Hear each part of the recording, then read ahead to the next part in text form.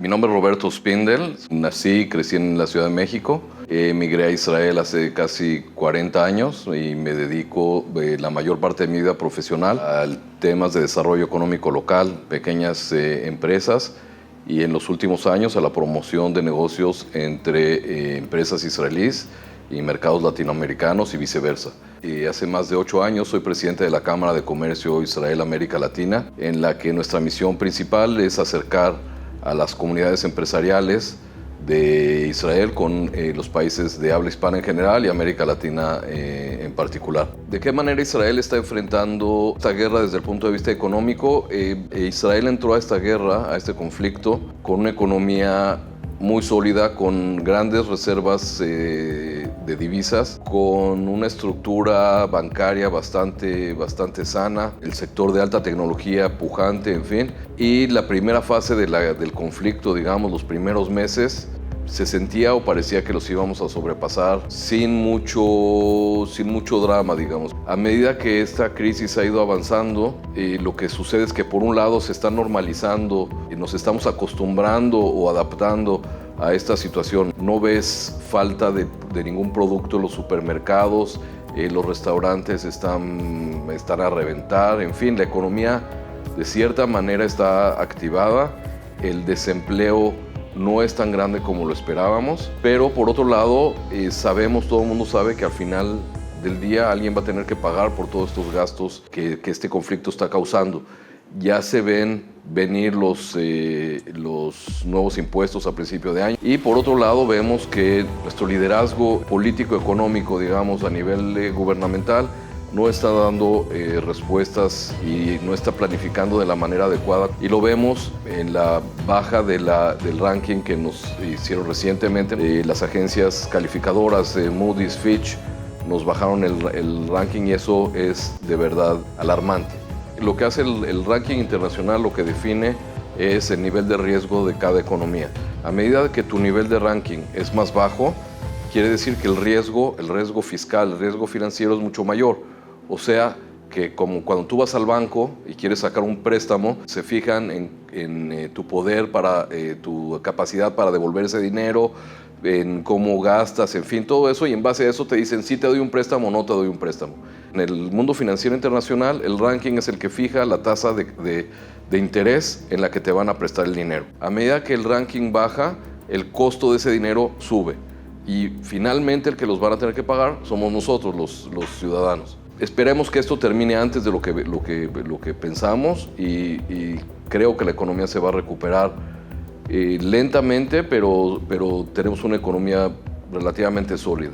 Por otro lado, sabemos que siempre después de un conflicto de este tipo viene un boom económico muy fuerte.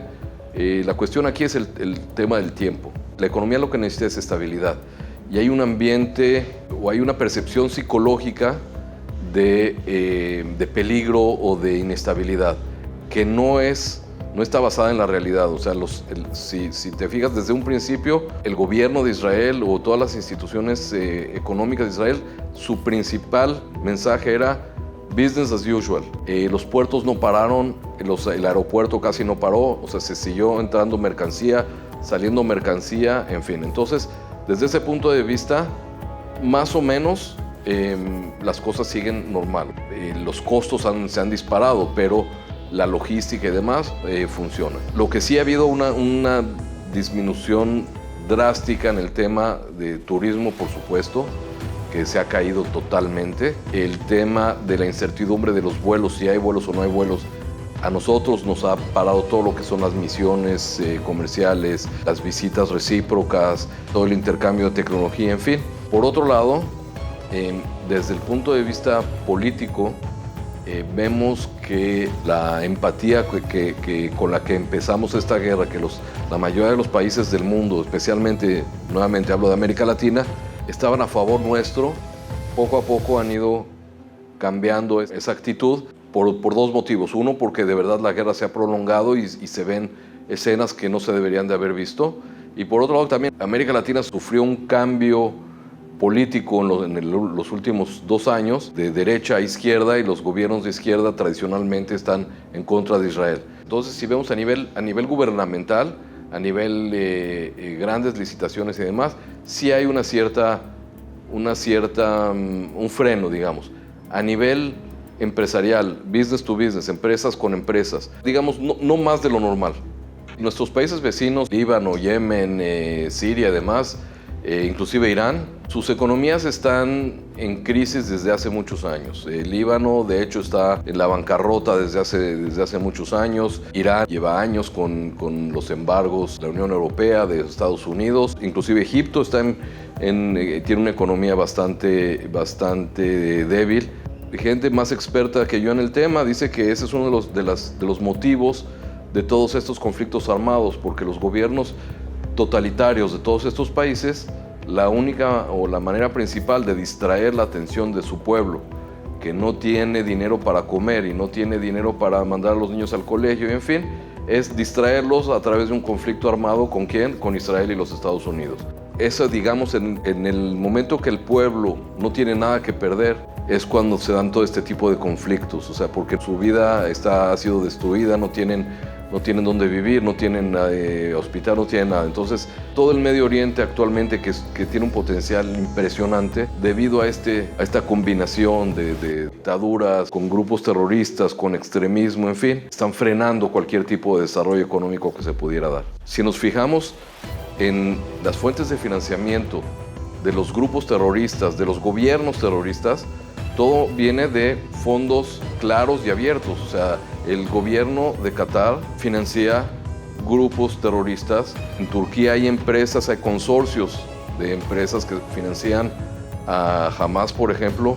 Hay fábricas de cemento, hay compañías de excavación que financian todas las redes de terroristas en todo el mundo. Fuentes financieras, bancos e instituciones financieras son los que generan fondos para este tipo de actividades y además los canalizan a través de bancos, a través de ONGs, a través de todo el sistema bancario normal. De hecho, uno de los objetivos o una de las estrategias para contraatacar al terrorismo es no necesariamente a través de armas, sino cortándoles su base de abastecimiento de dinero.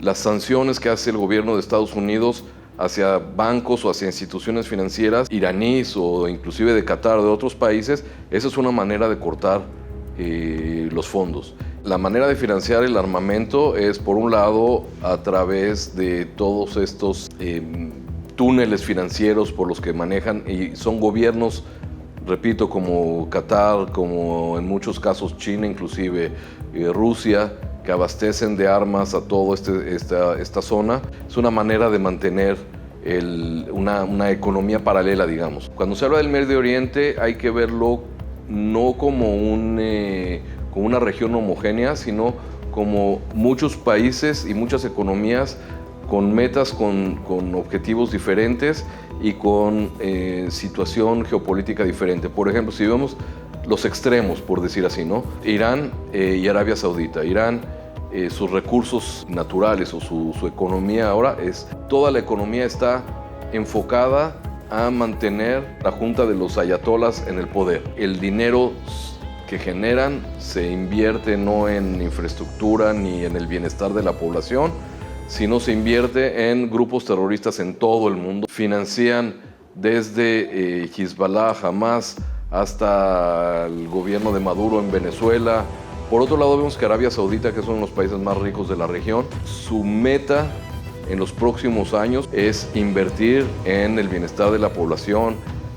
Se ven brotes de democracia, se ven brotes mucho más progresistas, porque también los mismos líderes, los mismos príncipes o reyes que están ahora en el poder, son mucho más progresistas y invierten en infraestructura y se dan cuenta que el petróleo se va a acabar un día de esto. Lo mismo sucede en los Emiratos. Los Emiratos se manejan como si fuera una corporación, no como un país. Y el dinero que invierten es una inversión para el bienestar de la población.